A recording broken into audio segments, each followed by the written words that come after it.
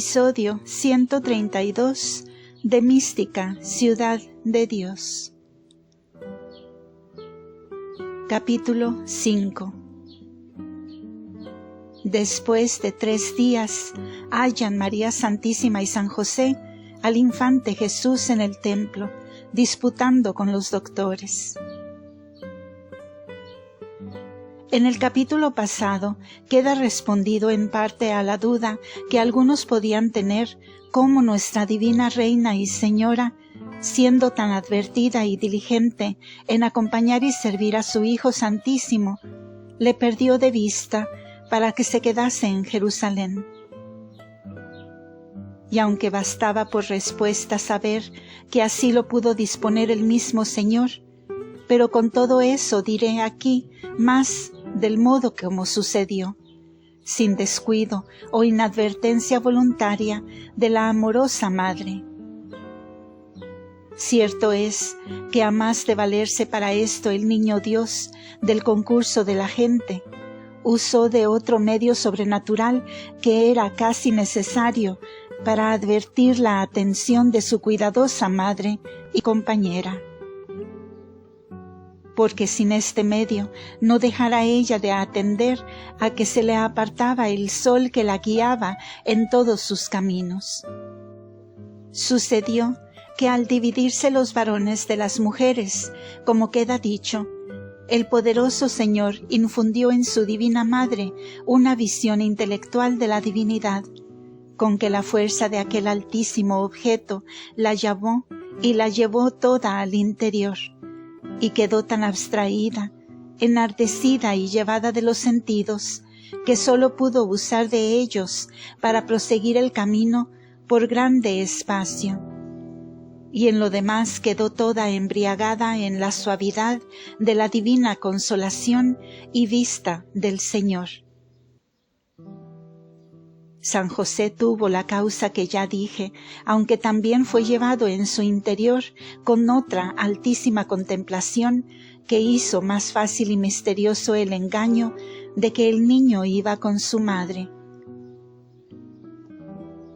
Y por este modo se ausentó de los dos, quedándose en Jerusalén. Y cuando a largo rato advirtió y se halló sola la reina y sin su Hijo Santísimo, sospechó estaba con su padre putativo. Sucedió esto muy cerca de las puertas de la ciudad, a donde se volvió luego el Niño Dios, discurriendo por las calles. Y mirando con la vista de su divina ciencia todo lo que en ellas le había de suceder, lo ofreció a su eterno Padre por la salud de las almas. Pidió limosna aquellos 3 días para calificar desde entonces a la humilde mendicación como primogénita de la santa pobreza. Visitó los hospitales de los pobres y consolándolos a todos, partió con ellos las limosnas que había recibido, y dio salud ocultamente a algunos enfermos del cuerpo y a muchos de las almas, ilustrándolos interiormente y reduciéndolos al camino de la vida eterna. Y con algunos de los bienhechores que le dieron limosna, hizo estas maravillas con mayor abundancia de gracia y luz, para comenzar a cumplir desde luego la promesa que después había de hacer a su Iglesia, que quien recibe al justo y al profeta en nombre de profeta, recibirá merced y premio de justo. Habiéndose ocupado en estas y otras obras de la voluntad del Eterno Padre, fue al templo. Y el día que dice el evangelista San Lucas, se juntaron los rabinos, que eran los doctores y maestros de la ley, en un lugar donde se conferían algunas dudas y puntos de las Escrituras. En aquella ocasión se disputaba de la venida del Mesías, porque de las novedades y maravillas que se habían conocido en aquellos años, desde el nacimiento de San Juan Bautista y venida de los santos reyes orientales, había crecido el rumor entre los judíos de que ya era cumplido el tiempo y estaba en el mundo, aunque no era conocido. Estaban todos asentados en sus lugares, con la autoridad que suelen representar los maestros y los que se tienen por doctos. Se llegó el infante Jesús a la junta de aquellos magnates, y él, que era Rey de los reyes y Señor de los señores, la misma sabiduría infinita y el que enmienda a los sabios, se presentó delante de los maestros del mundo como discípulo humilde, manifestando que se acercaba para oír lo que se disputaba y hacerse capaz de la materia que en ella se confería, que era sobre si el Mesías prometido era venido o llegado el tiempo de que viniese al mundo. Las opiniones de los letrados variaban mucho sobre este artículo, afirmando unos y negando otros. Y los de la parte negativa alegaban algunos testimonios de las Escrituras y profecías entendidas con la grosería que dijo el apóstol en 2 de Corintios, capítulo 3, versículo 6. Mata la letra encendida sin espíritu, porque estos sabios consigo mismos afirmaban que el Mesías había de venir con majestad y grandeza de rey, para dar libertad a su pueblo con la fuerza de su gran poder, rescatándole temporalmente de toda servidumbre de los gentiles. Y de esta potencia y libertad no había indicios en el estado que tenían los hebreos, imposibilitados para sacudir de su cuello el yugo de los romanos y de su imperio. Este parecer hizo gran fuerza en aquel pueblo carnal y ciego, porque la majestad y grandeza del Mesías prometido y la redención que con su poder divino venía a conceder a su pueblo, la entendían ellos para sí solos y que había de ser temporal y terrena, como todavía lo esperan hoy los judíos obcecados con el velamen que oscurece sus corazones. Hoy no acaban de conocer que la gloria, la majestad y poder de nuestro Redentor y la libertad que vino a dar al mundo no es terrena, temporal y perecedera, sino celestial, espiritual y eterna. Y no solo para los judíos, aunque a ellos se les ofreció primero, sino a todo el linaje humano de Adán sin diferencia.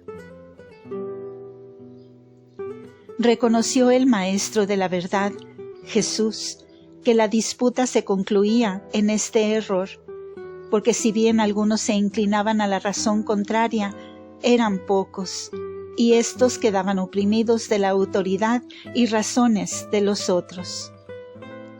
Y como su majestad divina había venido al mundo para dar testimonio de la verdad, que era Él mismo, no quiso consentir en esta ocasión, desde tanto importaba manifestarla, que con la autoridad de los sabios quedase establecido el engaño y error contrario.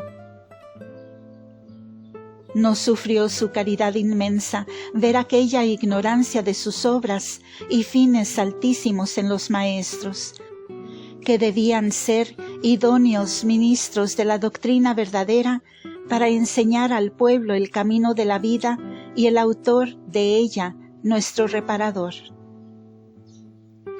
Acercóse más el niño Dios a la plática para manifestar la gracia que estaba derramada en sus labios.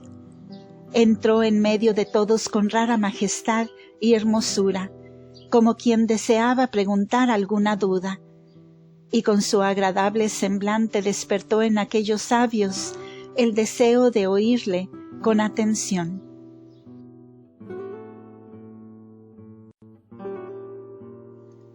Habló el niño Dios y dijo: la duda que se ha tratado de la venida del Mesías y su resolución, he oído y entendido enteramente. Y para proponer mi dificultad en esta determinación, supongo de los profetas que dicen que su venida será con gran poder y majestad, como aquí se ha referido con los testimonios alegados.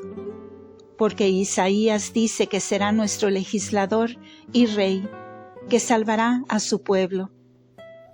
Y en otra parte afirma que vendrá de lejos con furor grande, como también lo aseguró David, que abrazará a todos sus enemigos. Y Daniel afirma que todos los tribus y naciones le servirán. Y el eclesiástico dice que vendrá con él gran multitud de santos. Y los profetas y escrituras están llenas de semejantes promesas, para manifestar su venida con señales harto claras y patentes si se miran con atención y luz.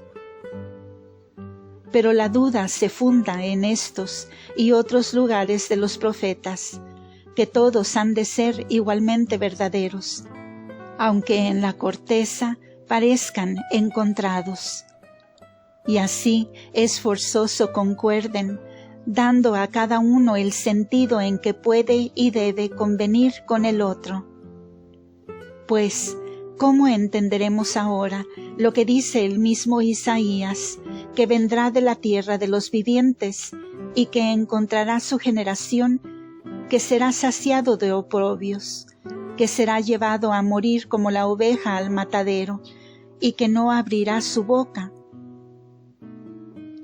Jeremías afirma que los enemigos del Mesías se juntarán para perseguirle y echar tóxigo en su pan y borrar su nombre de la tierra, aunque no prevalecerán.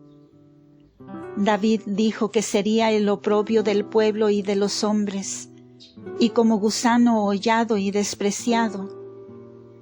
Zacarías, que vendrá manso y humilde, asentado sobre una humilde bestia. Y todos los profetas dicen lo mismo de las señales que ha de traer el Mesías prometido. Pues, ¿cómo será posible, añadió el niño Dios, ajustar estas profecías si suponemos que el Mesías ha de venir con potencia de armas y majestad para vencer a todos los reyes y monarcas con violencia y derramando sangre ajena? No podemos negar que habiendo de venir dos veces, una, y la primera para redimir al mundo, y otra para juzgarle. Las profecías se hayan de aplicar a estas dos venidas, dando a cada una lo que le toca. Y como los fines de estas dos venidas han de ser diferentes, también lo serán las condiciones, pues no ha de haber en entrambas un mismo oficio, sino muy diversos y contrarios. En la primera ha de vencer al demonio, derribándole del imperio que adquirió sobre las almas por el primer pecado. Y para esto, en primer lugar, ha de satisfacer a Dios por todo el linaje humano. Y luego enseñar a los hombres con palabra y ejemplo el camino de la vida eterna. Y cómo deben vencer a los mismos enemigos y servir y adorar a su Criador y Redentor. Cómo han de corresponder a los dones y beneficios de su mano y usar bien. De todos estos fines se ha de ajustar su vida y doctrina en la primera venida. La segunda ha de ser a pedir cuenta a todos en el juicio universal y dar a cada uno el galardón de sus obras buenas o malas, castigando a sus enemigos con furor e indignación. Y esto dicen los profetas de la segunda venida. Y conforme a esto, si queremos entender que la primera venida será con poder y majestad, y como dijo David, que reinará de mar a mar, y que su reino será glorioso, como dicen otros profetas. Todo esto no se puede entender materialmente del reino y aparato majestuoso, sensible y corporal, sino del nuevo reino espiritual que fundará en nueva iglesia, que se extienda por todo el orbe con majestad, poder y riquezas, de gracia y virtudes contra el demonio. Y con esta concordia quedan uniformes todas las Escrituras, que no es posible convenir en otro sentido. Y el estar el pueblo de Dios debajo del imperio romano y sin poderse restituir al suyo propio, no solo no es señal de no haber venido el Mesías, pero antes es infalible testimonio de que ha venido al mundo, pues nuestro patriarca Jacob dejó esta señal para que sus descendientes lo conociesen, viendo a la tribu de Judá sin el cetro y gobierno de Israel. Y ahora confesáis que ni este ni otro de los tribus esperan tenerle ni recuperarle. Todo esto prueban también las semanas de Daniel, que ya es forzoso estar cumplidas. Y el que tuviere memoria se acordará de lo que he oído, que hace pocos años se vio en Belén a medianoche grande resplandor, y a unos pastores pobres les fue dicho que el Redentor había nacido. Y luego vinieron del oriente ciertos reyes guiados de una estrella, buscando al Rey de los judíos para adorarle.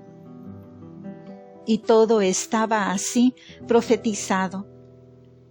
Y creyéndolo por infalible, el rey Herodes, padre de Arquelao, quitó la vida a tantos niños solo por quitársela entre todos al rey que había nacido, de quien temía sucedería en el reino de Israel. Otras razones dijo con estas el infante Jesús, con la eficacia de quien preguntando enseñaba con potestad divina. Y los escribas y letrados que le oyeron enmudecieron todos, y convencidos se miraban unos a otros, y con admiración grande se preguntaban: ¿qué maravilla es esta? ¿Y qué muchacho tan prodigioso? ¿De dónde ha venido, o cuyo es este niño? Pero quedándose en esta admiración, no conocieron ni sospecharon quién era el que así los enseñaba y alumbraba de tan importante verdad.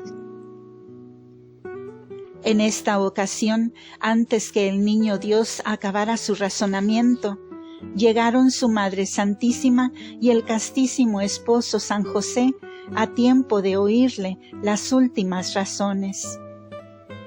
Y concluyendo el argumento, se levantaron con estupor y admirados todos los maestros de la ley. Y la Divina Señora, absorta en el júbilo que recibió, se llegó a su Hijo amantísimo, y en presencia de todos los circunstantes, le dijo lo que refiere San Lucas: Hijo, ¿por qué lo habéis hecho así?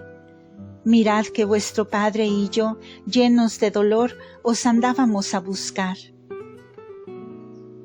Esta amorosa querella dijo la Divina Madre con igual reverencia y afecto, adorándole como a Dios y representándole su aflicción como a hijo.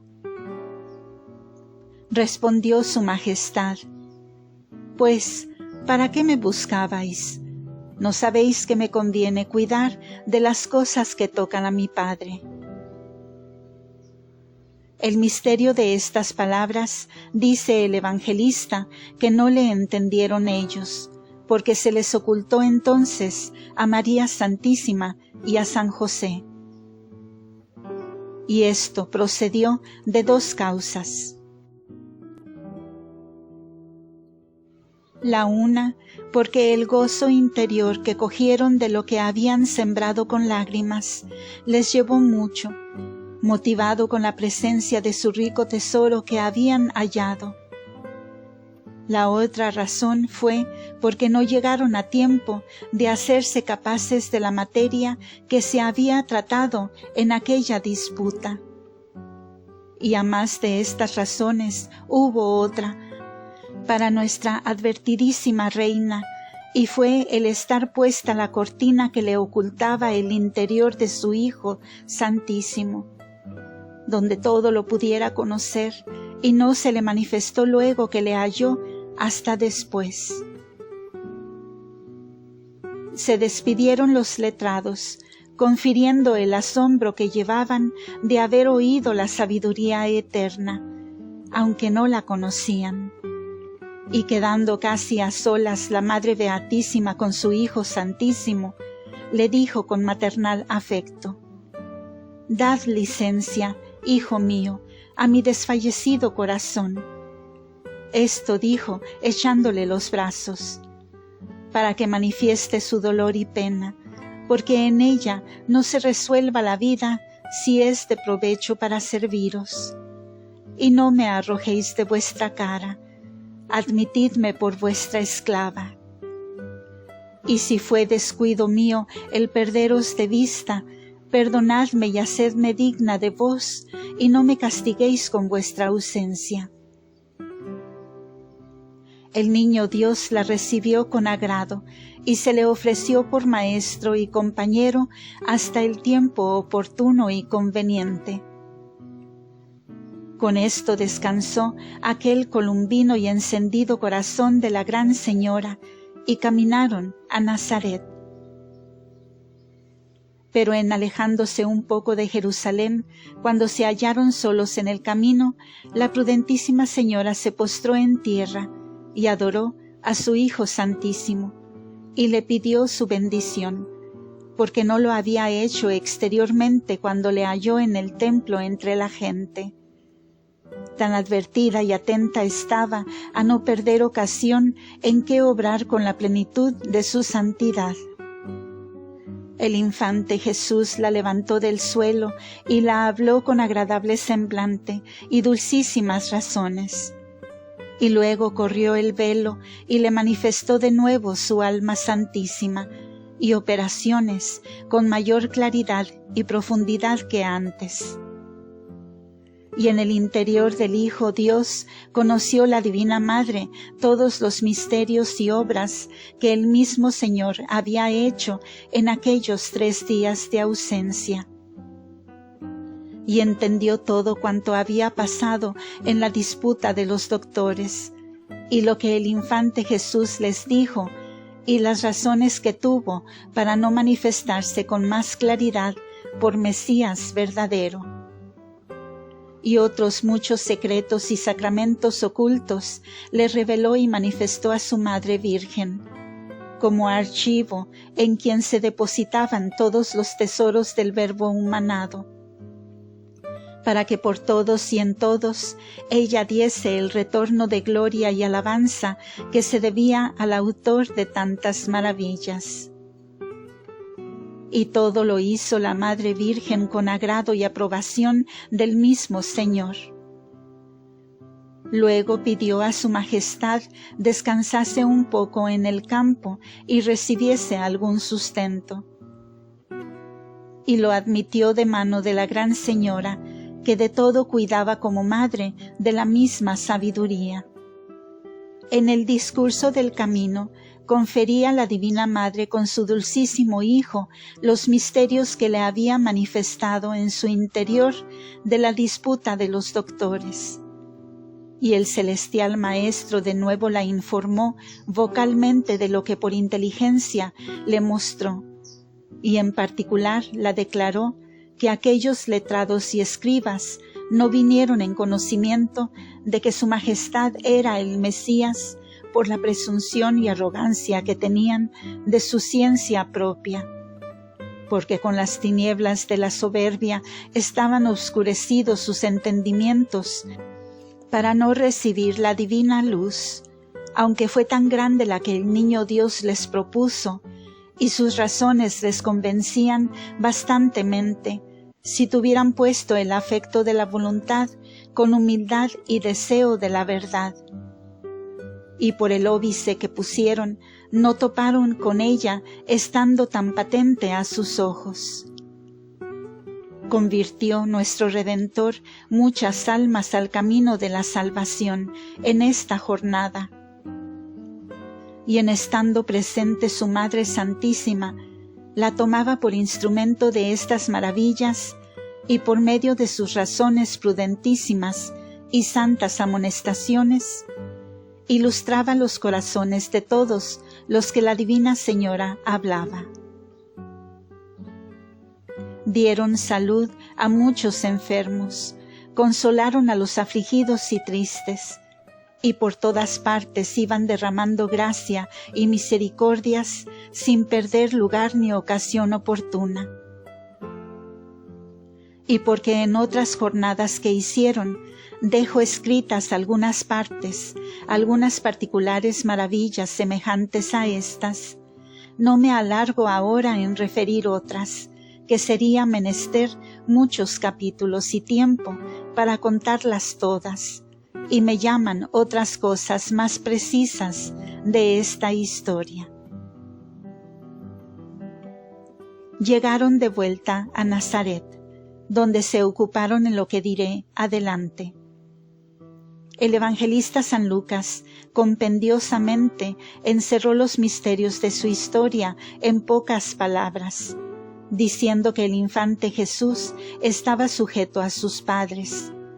Entiéndese María Santísima y su esposo San José, y que su divina Madre notaba y confería todos estos sucesos, guardándolos en su corazón, y que Jesús aprovechaba en sabiduría, edad y gracia acerca de Dios y de los hombres, de que adelante diré lo que hubiere entendido.